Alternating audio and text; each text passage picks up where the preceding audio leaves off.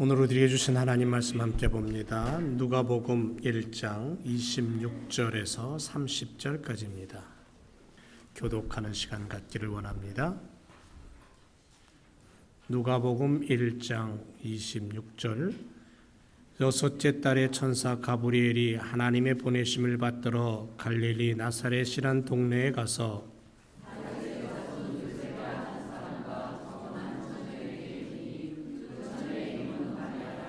그에게 들어가 가로되 은혜를 받은 자여 평안할지어다 주께서 너와 함께 계시도다 하니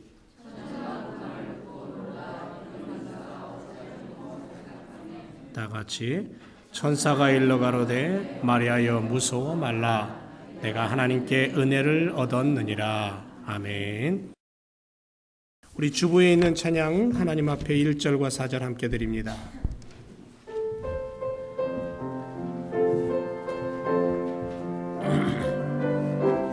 성령이여 말씀할 때 성령이여 말씀할 때 임하소서 성령이여 불과 같이 임하소서 성령이여 말씀할 때 임하소서 성령이여 불과 같이 임하소서 성령이여 말씀할 때 임하소서 성령이여 불과 같이 임하소서 성령이여 예배할 때 임하소서 성령이여 불과 같이 임하소서 성령이여 예배할 때 임하소서 성령이여 불과 같이 임하소서 성령이여 예배할 때 임하소서 성령이여 불과 같이 임하소서. 할렐루야. 우리 옆에 사람과 한번 인사하겠습니다. 주님의 이름으로 사랑합니다.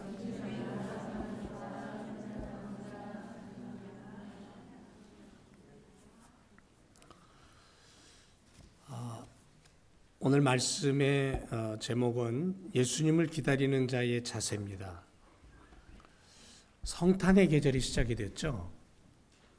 대강절이 시작되었다는 얘기입니다. 대강절, 다른 말로 얘기하면 강림절.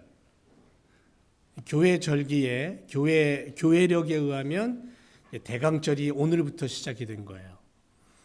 근데 어떤 분은 대강절 하니까는 그냥 대강 대충 지내면 되나 보다 그렇게 생각하시는 분이 있는데 그런 뜻이 아니에요. 대강절이란 무슨 뜻이냐면 주님이 하늘 보좌를 버리고 이 땅에 강림하시는 것을 기다리는 절기, 고대하는 절기. 한 처녀가 사랑하는 님을 정거장 앞에서 기다리는 그 마음. 해본 사람만 알죠. 해본 사람만 아는. 주님을 맞이하고 기다리는 이 절기에 믿음의 성도들이 어떤 자세로 무엇을 해야 될까? 그걸 고민하고 그걸 찾아가는 시기. 성경에는 예수님의 오심을 기다리고 고대하고 사모하다가 주님을 맞이하고 주님을 만난 사람들이 몇 명 등장합니다. 안나라는 사람이라든가 시므온이라든가 양치는 목자들이라든가 동방의 박사들 이런 사람 등등이 예수님을 사모하고 기다리다가 만났어요. 그리고 경배와 찬양을 올려드립니다. 오늘 본문에는 마리아라는 한 여인이 등장하면서 메시아이신 구세주를 잉티하는 축복을 얻는 선택받은 여인이 됩니다. 정말 축복의 여인이죠. 성탄의 절기가 시작되는 이 시기에 우리는 마리아의 모습을 보고 깨닫고 우리의 모습도 주님을 온전히 맞이하는 그런 시간으로 삼기를 주님의 이름으로 부탁을 드립니다. 여러분, 예수라는 이름의 뜻이 뭐예요? 예수. 이름의 뜻이 뭐냐면 자기 백성을 저희 죄에서 구원할 자, 그런 뜻입니다. 그분이 죽음의 길을 걷기 위해 이 땅에 오신 날을 성탄절 이렇게 부릅니다. 오늘부터 4주 동안 죽음의 길을 걷기 위해 이 땅에 오신 예수님을 바라보면서 기다리면서 대강절의 교회 절기를 우리는 지냅니다. 그래서 어느 교회는 24시간 강단의 촛불이 꺼지지 않고 성도들의 기도의 삶이 끊이지 않는 그러한 시간들을 보냅니다.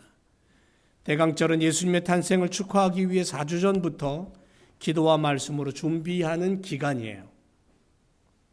여러분, 늘 제가 이때가 되면 말씀드렸습니다만 대강절의 강단에는 무엇보다도 이제 5개의 초가 장식이 되고 매주 불이 켜집니다.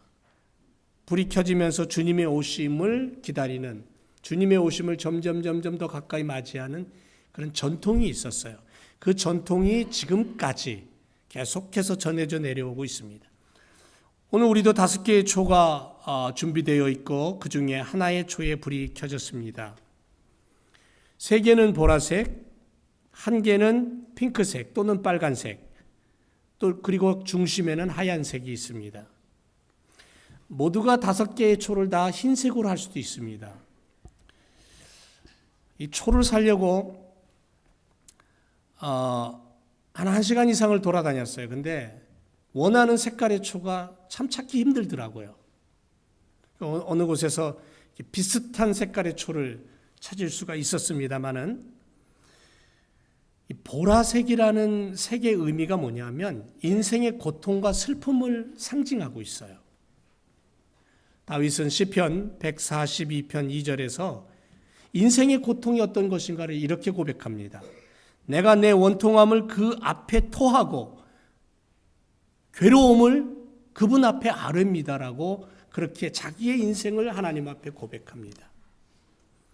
인생은 잔잔한 바다 같으면서도 황혼에 비치는 강물처럼 아름다운 것인 것처럼 느끼면서도 갑자기 소용돌이가 치고 불현듯 거친 파도가 일고 때 아닌 허리케인이 몰아오는 것이 우리들의 인생이에요. 그렇기 때문에 그 인생을 살아가는 우리들의 삶 속에 예수 그리스도를 향한 고백, 인생의 고통과 슬픔을 그분 앞에 내어놓는 시간, 이것이 우리들에게 필요하다는 거예요. 그래서 주님을 바라보며 탄생하시는 메시아를 기다리는 우리의 마음 속에 가장 먼저 보라색의 초에 불이 켜지는 거예요. 오늘 이 시간에 여러분 우리의 마음 속에 보라색의 그 촛불이 켜지기를 주님의 이름으로 부탁을 드립니다. 그 다음에 핑크색 또는 빨간색의 초가 하나 있어요. 이거는 이제 대강절 셋째 주일에 불이 붙습니다. 그리스도가 나타날 것에 대한 기쁨이에요. 기쁨을 의미합니다. 주님이 이 땅에 오셨음을 기뻐하며 구원의 주님을 향한 사랑의 고백. 그래서 핑크색 또는 빨간색을 표현하고요. 마지막 성탄 주일날은 흰색의 불을 켜요. 흰색은 거룩함, 정결함을 의미합니다. 깨끗함을 의미합니다. 그래서 이 5개의 초가 불이 켜져 있다는 건 뭐냐면 초가 스스로 자신을 녹인다는 거예요. 그리고 빛이 난다는 겁니다. 그리스도의 희생으로 빛이 세상에 비쳤어요. 어두운 세상에 예수님이 빛으로 오셨어요. 그래서 빛 대신 예수 그리스도를 향하여 우리도 그리스도의 이름을 가지고 이 세상을 향하여 빛의 삶을, 초가 빛을 내듯이 우리를 태워 빛을 내는 그런 삶을 우리가 살아야 될 줄로 믿습니다. 오늘 누가복음 1장 26절에서 38절까지 말씀을 보면 천사 가브리엘이 찾아옵니다. 나사렛 동네에 살고 있는 마리아를 찾아와요. 그리고는 예수님의 탄생을 예고합니다. 신학자들은 이 이야기를 뭐라고 얘기하냐면 수태고지라고 얘기합니다. 수태고지. 그리고 39절에서 56절까지 보면 이제 그 소식을 듣고 기뻐하던 마리아가 어디로 달려가냐면 엘리사벳에게 달려갑니다. 그리고 하나님의 놀라우신 손길을 찬양하는 장면이 나옵니다. 자, 오늘 이 사건을 통해 우리는 예수님의 탄생을 진심으로 기다리는 자로서, 정말 예수님을 바라보는 자로서 어떤 믿음과 모습으로 이 탄생 성탄절을 우리는 맞이하고 또 준비하며 그것을 기쁨으로 누릴까 한번 고민하면서 함께 말씀 속으로 들어가기를 원합니다. 첫째로, 은혜를 아는 시간이 되었으면 좋겠어요. 은혜를 아는 사람이 되라. 은혜란 게 뭐냐면 하나님께서 값없이 주신 축복이에요. 은혜가 없으면 우리는 천국이 없고요, 구원을 얻지 못합니다. 지옥의 어둠이 우리를 짓누르고 있을 거예요. 28절에 보면 은혜를 받은 자여 평안할지어다 그랬어요. 느닷없이 천사가 딱 나타나더니 마리아에게 하는 얘기가 뭐냐면 은혜를 받은 자여 평안할지어다. 30절에 가서 보니까 내가 하나님의 은혜를 얻었느니라.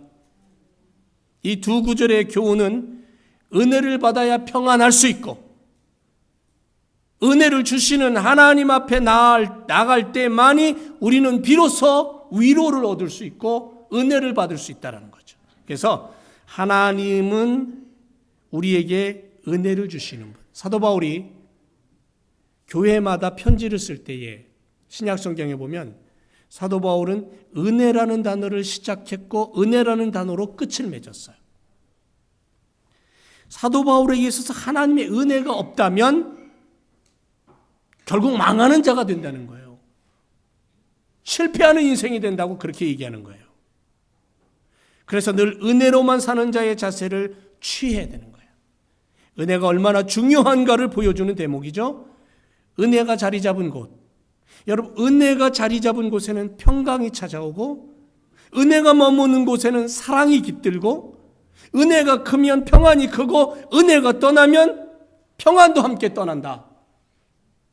평안이 떠난 곳엔 뭐가 찾아오냐? 두려움이 찾아오고 공포가 찾아오고 아픔이 찾아온다는 거예요. 마리아에게 가브리엘 천사가 나타나서 하나님의 은혜를 전달합니다. 마리아가 받은 은혜가 뭘까요? 아무것도 모르던 마리아에게 천사 가브리엘이 나타나서 은혜를 받은 자여 하나님이 내게 은혜를 주셨느니라. 그렇게 마리아가 받은 은혜는 어떤 은혜냐면 선택받은 은혜였어요. 선택받은 은혜. 수많은 여인들이 있었어요. 수많은 처녀들이 줄을 서 있었을지 몰라요. 그런데 결국 천사는 마리아에게 왔어요. 갈릴리 나사렛 동네에 사는 마리아라는 여인에게 선택받은 자로서의 하나님의 축복이 임합니다. 하나님의 은혜가 임합니다. 이 선택의 은혜가 없다면 우린 오늘도 이 세상에 방황하는 자가 될 거예요. 여러분, 여기 나와 앉아있는 그 자체가 뭐예요? 선택의 은혜가 있는 거예요. 하나님이 우리를 부르신 거예요. 그래서 여기 나와 앉아있는 거예요. 하나님 말씀을 듣고 예배를 드리는 거예요. 하나님이 나를 택하셨다. 하나님이 나를 아들로, 당신의 아들로, 하나님 당신의 딸로 나를 택하셨다. 나를 택하셨다는 얘기는 뭐냐면 하나님의 아들, 그분이 나를 위해 죽으셨다는 거예요. 그분의 목숨이 끊어졌다는 거예요. 그래서 내가 선택됐다는 거예요. 얼마나 놀라운 은혜인지 모릅니다. 선택받은 자에게 주시는 축복, 함께 하심. 선택받은 자에게 주시는 축복, 임마누엘. 선택받은 자에게 주시는 하나님의 축복은 너는 내 아들이고 딸이다. 너에 있는 모든 죄를 내가 다 용서하마. 이게 선택받은 자에게 주시는 축복이라는 거죠. 또 하나, 마리아는 어떤 은혜를 받았냐면 능력의 은혜를 받아요. 35절에 보면 능력의 은혜. 천사가 대답하여 가로되 성령이 내게 임하시고 지극히 높으신 이의 능력이 너를 덮으리니 그랬어요. 지극히 높으신 이의 능력이 너를 덮는다. 성령의 임재, 성령의 기름 부으심. 성령 하나님의 능력이 충만하게 임하는 자, 그 능력이 임하는 자는 기적이 나타나는데 처녀가 잉태하여 아들을 낳는 기적이에요. 도저히 의학적으로 세상적인 머리로는 이해할 수 없는 일들이 성령이 임하자, 하나님의 능력이 임하자 나타나는 거예요. 마리아는 하나님의 능력이 임하는 은혜를 얻어요. 그리고 사내를 알지 못하는 그 여인은 임신을 해요. 잉태를 해요. 베드로가 예수님을 3번이나 부인합니다. 예수님 몰라서 부인한 거 아니잖아요. 여러분 3년 반 동안 예수님을 쫓아다녔어요. 수많은 이적과 기사를 봤어요. 상상할 수 없는 능력을 체험했어요. 예수님의 가장 사랑받는 제자였어요. 그런데 예수님이 잡히시던 날 그 새벽에 그 제자 베드로는 도망갑니다. 그리고 가야바들에서 예수님을 3번이나 모른다고 부인합니다. 부활하신 예수님을 만나고 너는 내 양을 먹이라고 목자의 사명을 받았습니다. 그런데 그가 진정으로 그리스도의 이름으로 세상에 드러난 것은 마가다락방에서 성령 받았을 때예요. 성령의 능력을 받고 나서야 비로소 예수 그리스도를 외쳤어요. 예수 그리스도를 증거했어요. 그의 설교를 듣고 한 번에 3,000명, 5,000명이 회개하는 능력이 나타났어요. 안진뱅이가 일어나고 귀신 들린 자가 쫓겨나고 엄청난 능력과 기사와 하나님의 영광이 드러난 것은 베드로가 성령의 능력을 받았을 때에 비로소 나타났어요. 오늘 우리가 믿음 생활을 할 때에 성령의 은혜를 받을 때에 우리에게도 놀라운 이와 같은 능력과 기적이 나타나게 될 줄로 믿습니다. 안진뱅이가 일어나고 불치병이 치유되고 귀신이 도망가고 죽은 자가 살아나는 능력, 도저히 상상할 수 없는 처녀가 잉태하여 아들을 낳는 마리아에게 임한 하나님의 은혜는 능력의 은혜예요. 성령의 능력. 오늘 우리도 이런 성령의 능력을 받아야 될 줄로 믿습니다. 또 한 가지 마리아가 받은 은혜 중에 이 은혜가 너무도 놀라운데 이게 뭐냐면 36절에서 38절에 나오는데 봉사의 은혜예요. 봉사의 은혜. 하나님의 은혜를 받은 자는 하나님의 나라를 위해서 일해요. 하나님의 뜻을 위해서 헌신해요. 하나님의 영광을 위해서 자신을 들여서 봉사해요. 희생해요. 마리아는 자신의 몸을 들여 인류 구원의 도구가 됐어요. 메시아를 잉태하는 쉽지 않은 일을 그가 순종했다는 거죠. 내어놓았어요. 하나님의 은혜가 임하면 내 것을 내 것으로 여기지 아니하고 하나님을 위해서 헌신하고 투자하는 거예요. 쏟아붓는 거예요. 시간을 드리고 물질을 드리고 마음을 드리고 정성을 드리고 하나님의 은혜가 임할 때에 봉사의 삶이 펼쳐지는 거예요.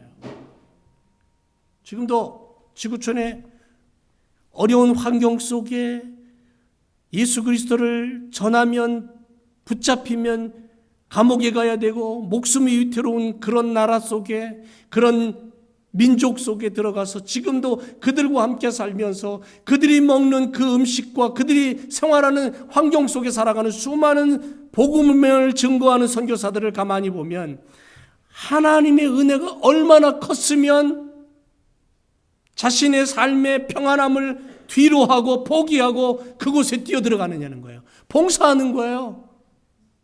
하나님의 이름으로 그들을 향하여 그들 영혼을 향하여 봉사하는 거예요. 자기를 희생하는 거잖아요.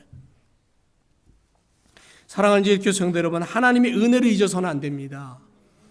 1년을 보내면서 지금 이 시점에서 11달을 보내고 이제 12달을 맞이하는 이 시점에서 주님이 이 땅에 오시는 예수님의 그 메시아의 강림을 기다리는 이 시점에서 나를 여기까지 인도하신 그 하나님의 은혜를 잃어버린다면 우리는 지금까지 살아온 시간이 헛된 거예요. 은혜를 소유하고 살아가십시다. 은혜의 선물이 얼마나 소중한가를 아는 성도로 살아가야 되는 거예요. 값없이 주시는 은혜 잊어버리지 않고 최선의 삶을 다하여 그 은혜에 보답하는 삶을 살아야 된다는 거예요. 갈라디아서 5장 4절을 보면 율법에 사로잡혀 율법을 의롭게 되려는 자는 그리스도에게서 끊어지고 그랬어요. 은혜에서 떨어지고 그랬습니다. 율법은 그리스도를 알게 하는 길에 불과해요. 구원이 예수님에게로 말미암고 은혜가 예수님으로부터 출발한다는 사실을 우리가 기억하고 은혜를 팔아먹고 은혜를 잃어버리고 은혜를 버려버리고 외면하는 삶이 아니라 은혜 속에서 살아 은혜로 말미암아 하나님이 쓰시는 하나님의 일꾼으로 우리가 서야 될 줄로 믿습니다. 선택받았습니다. 능력을 입었습니다. 그리고 났더니 하나님의 이름을 위하여 나를 드리는 봉사의 삶을 살아가는 거예요. 이게 바로 은혜 받은 자의 삶이에요. 은혜를 아는 자의 모습이에요. 우리 교회 성도들을 보면 은혜를 알아요. 은혜를 알아. 여기 보이는 얼굴뿐 아니라 보이지 않는 얼굴들도 가만히 1년을 돌이켜보면 은혜를 알아요. 그 은혜가 좀 더 커졌으면 좋겠어요. 은혜를 알기는 아는데 이게 좀 더 커졌으면 좋겠어요. 더 넓어졌으면 좋겠어요. 더 깊어졌으면 좋겠어요. 그래서 비록 우리 교회가 자그마한 교회라고 할지 모르지만 하나님이 보실 때에는 10,000명, 10만 명 모이는 교회보다 더 큰 하나님의 축복과 은혜를 누릴 수 있는 하나님의 영광을 드러낼 수 있는 그러한 교회로 더욱더 전진하기를 주님의 이름으로 부탁을 드립니다. 은혜를 아는 자의 삶의 모습이죠. 마리아는 은혜를 입었다는 거죠. 또 하나, 성탄의 계절에 예수님을 기다리는 성도의 삶의 자세 두 번째가 뭐냐면 순종이에요. 순종할 줄 아는 자가 되자는 거예요. 은혜를 입고 은혜를 알게 되면 우리는 순종의 삶을 향해 움직일 수밖에 없어요. 이상하죠? 하나님의 은혜를 알았더니 내가 원하든 원치 않든 내 삶이 순종의 삶을 살더라는 거죠. 38절을 보면 뭐라고 고백하냐면요. 마리아가 가로되 주의 계집종이 오니 말씀대로 내게 이루어지이다. 45절을 보면 45절에 뭐라 그러냐면 믿은 여자에게 복이 있도다. 주께서 그에게 하신 말씀이 반드시 이루리라. 하나는 앞에 절은 마리아가 천사에게 고백한 거고 뒤에 절 45절은 엘리사벳이 마리아를 보면서 고백한 내용이에요. 그런데 두 내용 다 뭐냐면 하나님의 말씀이 이루어지이다. 55절을 보면 우리 조상에게 말씀하신 것과 같이 아브라함과 그 자손에게 영원히 하시리로다. 하나님의 약속을 믿고 하나님의 말씀이 그대로 이루어지길 원합니다. 나에게 이루어지고 내 삶에 이루어지고 우리 가정에 이루어지고 내 자녀들에게 이루어지고 교회 안에 이루어지고 천사 가브리엘이 처녀 마리아를 찾아와 내가 수타의 아들을 낳으리니 그 이름을 예수라 하라고 했을 때 마리아는 어찌 이런 일이 내게 있을 수 있습니까? 단호하게 거부합니다. 아닙니다. 그럴 수 없습니다. 당시 처녀가 아이를 낳는다는 것은 수치고 더군다나 정혼한 여자가 아이를 낳는다는 것은 이건 율법에 어긋나는 거야. 당장에 돌에 맞아서 처형당할 수밖에 없는 그러한 당시 사회 속에서 죽는 거예요. 그러니까 천사 가브리엘이 지금 내가 지금 잉태하여 아들을 낳을 것이야. 그 말은 뭐냐면 그 말을 받아들이는 그 순간 마리아는 어떻게 되냐면 이제 죽는 거예요. 그게 발각되면 죽는 거예요. 그런데 발각될 수밖에 없잖아요. 배가 불러오는 걸 처녀가 배가 불러오면 어떻게 돼요? 당연한 거죠. 그럼 죽는 거예요. 끌어다 놓고 광장에다 놓고 사람들이 빙 둘러서 갖고 돌을 들고 돌을 집어 던져서 죽여요. 그게 당시 법이에요. 더군다나 정혼했어요. 정혼했다는 건 당시 법으로는 결혼한 거와 똑같아요. 결혼식만 안 올렸어요. 자신만 죽습니까? 부모, 형제, 집안 모두가 추방당하고 엄청난 비극이 휘몰아쳐요. 지금 천사 가브리엘이 말하는 그 내용은 이런 상황이 마리아와 그 집안에 일어날 수 있는 절대절명의 위기와 엄청난 고통이에요. 그런데 천사의 설명을 듣고 이어서 마리아는 뭐라고 말합니까?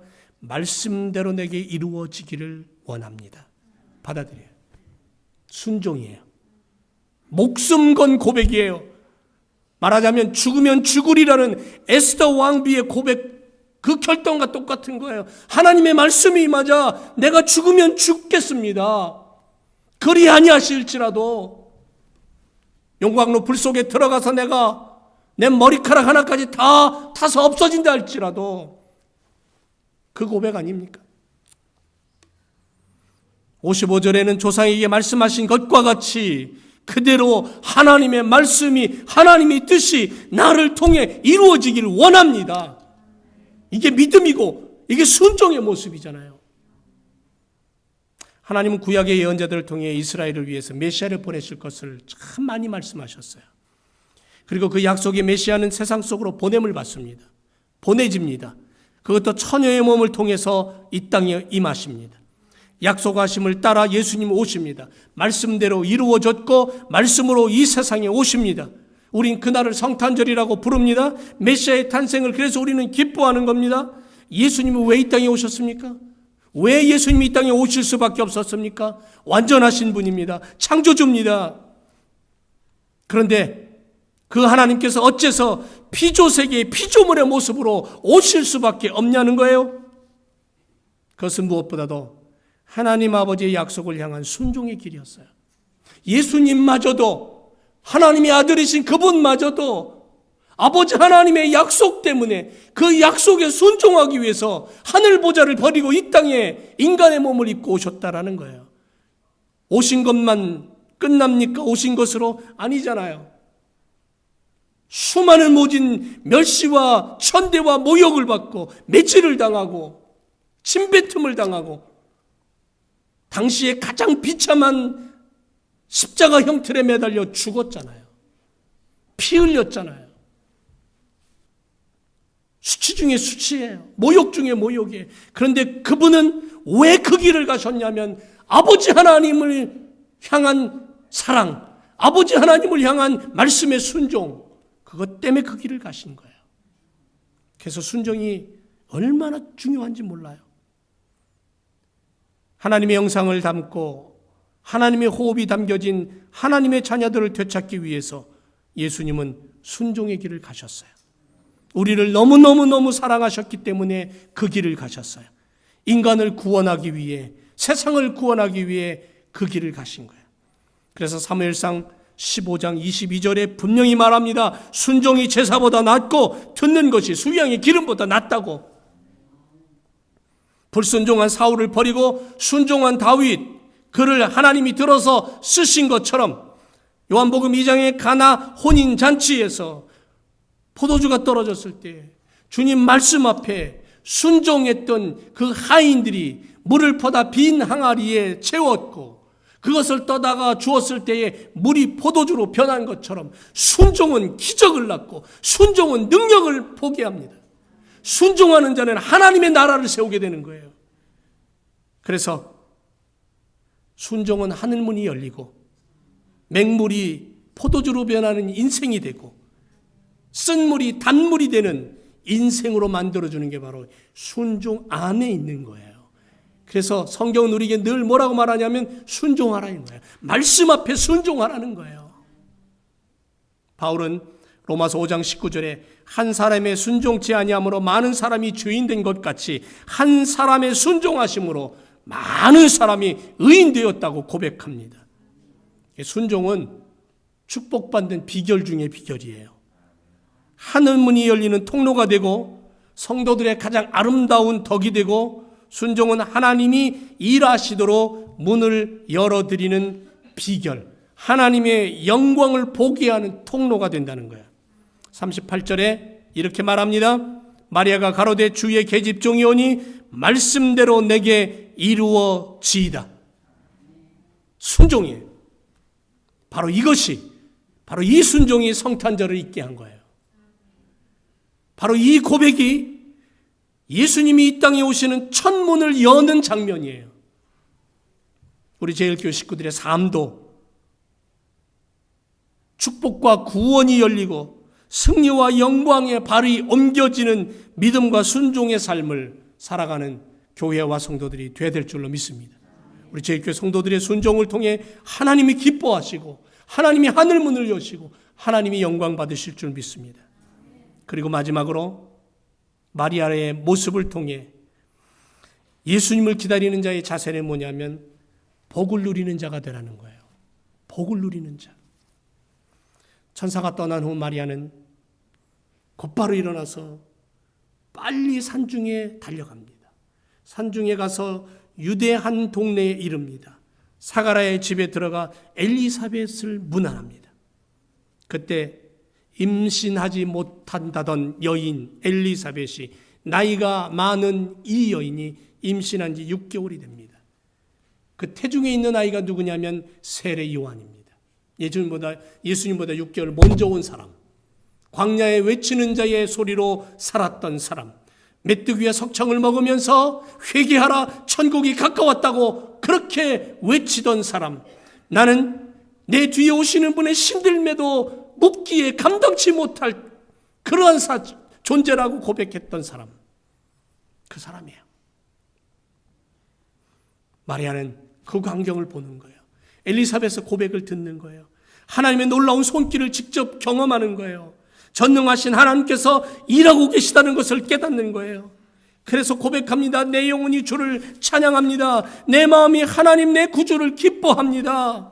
그렇게 노래해요. 엘리사벳은 마리아에게 축복합니다. 믿는 여자 중에 복이 있다. 주께서 그에게 하신 말씀 그대로 이루어지기를 원한다. 마리아에게 하신 말씀 그대로 이루어지기를 원한다. 여러분, 하나님께서 베푸시는 복을 누리는 삶 되시기 바랍니다. 여러분, 예수 믿으십니까? 정말이에요? 좀 자신 있게 얘기해요. 아, 예수님 믿어요, 안 믿어요? 믿죠? 또 교회 안에서만 예수님 믿어요 그리고 교회 문만 막 바깥에 나가면 글쎄 머리 긋고 하는 거 아니에요?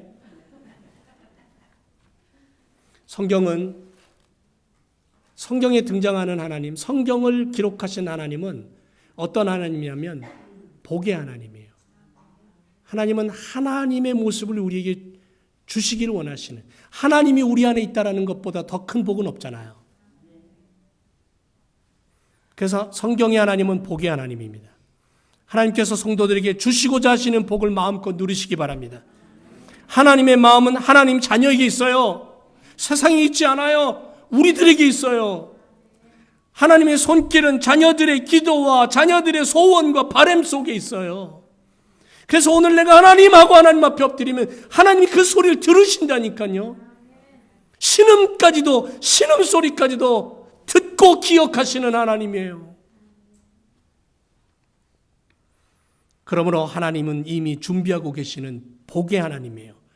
그 복을 누리는 삶을 우리에게 허락하셨어요. 마리아는 자신에게 다가온 하나님의 복을 혼자만 가지고 있지 않았습니다.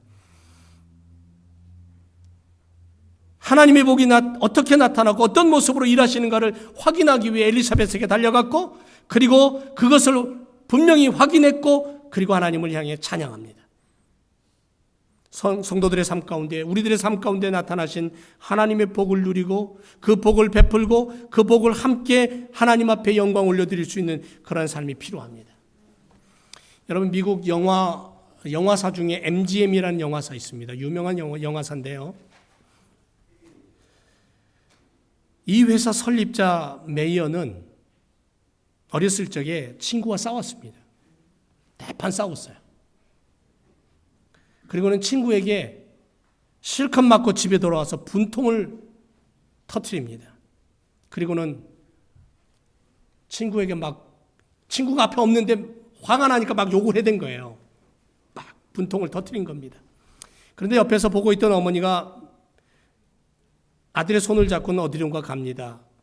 한참을 갔는데 산꼭대기에다 차를 세우고는 거기서 내려서는 여기서 친구한테 실컷 욕하라고, 산꼭대기에서. 예. 동네에서 욕하면 들을 거 아니에요. 예? 들으면 또 누군가 듣고 또 전해주고 그러면 그 친구가 또 듣고 또 쫓아와서 또 두들겨 팰 수 있으니까 아무도 없는 산 꼭대기 가서 실컷 욕하라고. 그냥 실컷 욕했습니다. 그런데 이상한 건요. 야, 이 나쁜 놈아! 소리를 꽉 질렀어요. 그랬더니 내가 소리 지른 것보다 더 큰 소리로 저쪽에서 뭐라 그래? 야, 이 나쁜 놈아! 하고 돌아오는 거예요. 자기한테. 야, 이 못된 놈아! 그랬더니 또 메아리가 쳐서 돌아오는데 자기한테 돌아오는 거예요. 그러면 그 소리 가만히 듣고 있으면 누구한테 하는 거예요? 내가 내뱉었지만 누가 먹는 거예요? 내가 먹는 거예요. 그 가만히 생각을 하니까 이게 내가 일을 던졌는데 열이 내게 돌아오네? 그러자 엄마가 옆에서 이런 얘기를 합니다. 하나님이 너에게 복 주신다 하고 외쳐봐. 그때 엄마가 시키는 대로 하나님이 복 주신다 그랬더니 그게 메아리 쳐서 내게 돌아오는데 내가 지른 소리보다 10배 이상 크게 소리가 들려오는데 그 소리를 들으니까 기분이 좋은 거예요. 하나님 내게 복 주신다는데, 하나님 내게 복 주신다는데, 하나님 내게 복 주신다는데. 그러면서 엄마가 이렇게 말합니다. 네가 하나를 던지면 하나님은 너에게 열을 주실 거야. 거기서 깨닫습니다. 남을 향해 한 번의 욕을 하면 그것이 10배로 돌아오지만 남을 향해 한 번 축복하면 10배의 축복이 내게로 돌아온다. 그 사실을 깨닫고 그 교훈을 가지고 평생 마음에 새기고 살았어요. 그리고 MGM이라는 큰 영화사를 만듭니다. 뭔 얘기를 하고 싶은가 하면 하나님 믿는 성도들, 예수 그리스도를 바라보는 성도들은 그냥 세상 사람들처럼 평범한 사람이 아니라는 거예요. 평범한 세상의 사람들처럼 살아가지 말라는 거예요. 세상 사람들은 화나면 그 자리에서 화를 내고 때로는 무기를 들고 총을 발사하고 사람을 죽이고 하지만 하나님의 자녀들은 그게 아니라는 거예요. 성도들은 하나님의 아들이고 딸이라는 거죠. 그러므로 하나님께서 복 주시는 그 복을 누리는 삶을 살라는 거예요. 그 복을 내 것으로 만들라는 거예요. 그 복을 빼앗기지 말라는 거예요. 세상은 하나님이 내게 주신 복을 빼앗아 가려고만 해요. 그 뺏기지 말라는 거예요. 하나님의 복을 들고 축복을 나누는 삶을 살아가시기 바랍니다. 그늘진 거리에 주님의 이름으로 복을 좀 나눴으면 좋겠어요. 하나님의 복 얼마나 아름답고 행복한가 좀 이렇게 나눴으면 좋겠어요. 여러분 LA 중앙일보에 작년 11월 달에 이런 기사가 났어요. 2002년 12월 20일부터 LA 다운타운 샌페드로 유가 인근에서 한 행사를 매년마다 14년 동안 했던 분이 있습니다. 노숙자 돕기 사랑의 담요 기증 행사를 했어요. 지금 작년까지 14년 동안. 사랑의 담요를 나누는 거예요. 김홍수라는 분인데 우리 방송 회장입니다. 그분 이야기가 기사에 실렸어요. 그분은 이렇게 고백합니다. 담요 한 장이지만 우리들에게는 담요 한 장이지만 저들에게는 홈리스들에게는 집과 같습니다라고 고백했어요. 맞아요. 하나님의 이름으로 다른 이에게 축복을 나누는 것, 그게 바로 그리스도의 이름으로 선물을 하는 것과 똑같은 거예요. 성도는 마리아처럼 받은 축복을 나눌 수 있어야 되고요. 빌어줄 수 있어야 되고요. 그들을 위해서 주님 앞에 기도할 수 있는 그런 삶을 살아야 되는 거예요. 여러분 사랑의 담요 가지고 길거리를 한번 나가보세요. 덮어주고 싶은 사람, 덮어주고 싶은 손길로 한번 오늘부터 내 눈을 한번 돌려보세요. 믿음의 사람들은 다가오는 성탄의 축복을 가지고 그것을 들고 지금 내 곁에 누군가 상처받은 사람, 울고 있는 사람에게 내가 다가가서 그에게 그 상처를 덮어주고 그의 슬픔을 덮어줄 수 있는 그러한 보이지 않는 담요를 들고 다녀야 될 줄로 믿습니다. 상처를 덮어주고 약점을 덮어주고 들어주고 같이 아파해주고 기도해주고 성탄절이 되면 그때만 하는 게 아니라 내 생명 다하는 그날까지 주님의 이름으로 나누고 베풀고 하나님 주신 복을 함께 할 수 있는 그러한 그리스도의 삶을 살아가야 될 줄로 믿습니다. 예수님 그렇게 이 땅에서 사셨잖아요. 당시에 외면했던 과부를 끌어안으신 예수님. 그 과부의 아픔과 슬픔을 예수님은 사랑의 담요로 늘 덮어주셨어요. 고아를 향해서, 병든 자를 향해서, 길거리에 앉아서 나면서부터 걷지 못하고 보지 못하는 그러한 장애자들을 향해서 예수님은, 다른 이들이 외면할 때 예수님은 그들 앞에 가셔서 그들을 위로하고 그들의 눈을 고치고 그들의 병을 고치고 그들의 마음을 고치면서 예수님은 사랑의 담요를 늘 덮어주시던 분이에요. 하나님의 복을 늘 그들에게 덮어주시던 분이에요. 그러다가 십자가에 피 흘려 죽으시면서까지 우리의 죄까지 덮으셨잖아요. 그게 예수님이에요.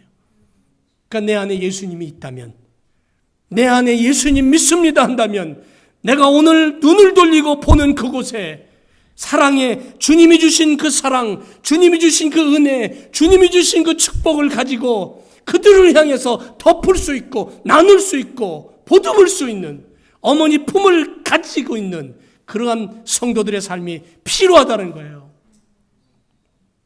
새벽에도 말씀드렸습니다마는 일본 거지에게 물어봤대요. 지금 당장 뭐가 가장 필요하냐고. 그랬더니 옷도 아니고 집도 아니고 먹을 것도 아니고 아무것도 아니에요. 뭐가 필요하냐 그랬더니 어머니의 웃음이 필요하다는 거예요. 어머니의 웃는 모습, 그 웃음소리가 필요하다는 거예요. 그건 뭔 얘기예요? 뜨거운 사랑의 가슴이 필요하다는 거예요.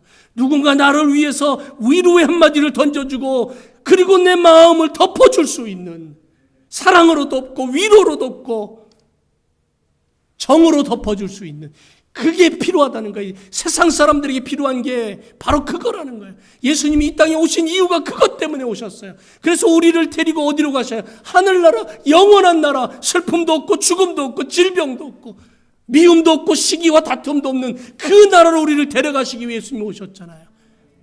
여러분 이 성탄을 시작하는 이 계절에 우리 주님의 마음을 좀 품고, 마리아가 이 천사를 만나서 고백했던 그 고백이 예수님을 기다리는 신앙의 성도들의 자세가 무엇인가를 우리가 다시 한번 깨닫고,